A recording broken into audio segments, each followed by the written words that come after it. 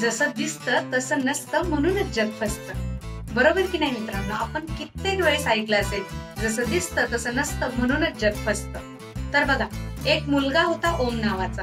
तो एका उसाच्या रसवंती गृहात गेला. तिथे जाऊन त्याने सांगितलं, मला 1 ग्लास रस पाहिजे. त्या मालकाने काय केलं, जरासा लालसर रंगाचा ऊस काढला. जरासा वाकडा होता, जाड होता, ओबडधोबड होता. त्याने तो ऊस काढला, त्याचा रस काढला. त्या मुलाला वाटलं, अरे हा कसला घाणेरडा रस मला देताय. त्या मुलाला वाटलं हा ऊस खराब आहे. तो काय म्हणाला, अरे मला या ऊसाचा रस नकोय, मी नाही पिणार असला रस. मालकाने विचारलं, मग? म्हणजे मालकही आश्चर्यचकित झाला की अरे हा का म्हणतोय मला या ऊसाचा रस नको म्हणून. मग त्या मुलाने मस्त असा उंच दिसणारा, छान हिरवा, पातळ असा एक ऊसाकडे बोट केला आणि सांगितलं की मला या ऊसाचा रस हवा.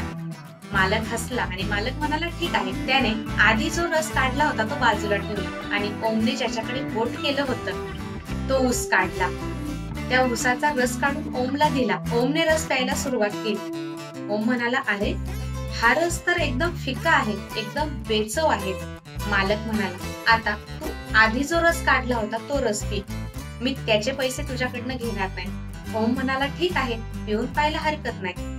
आता जो तो रस पिला तो कसा होता, एकदम फिका होता, बेचव होता.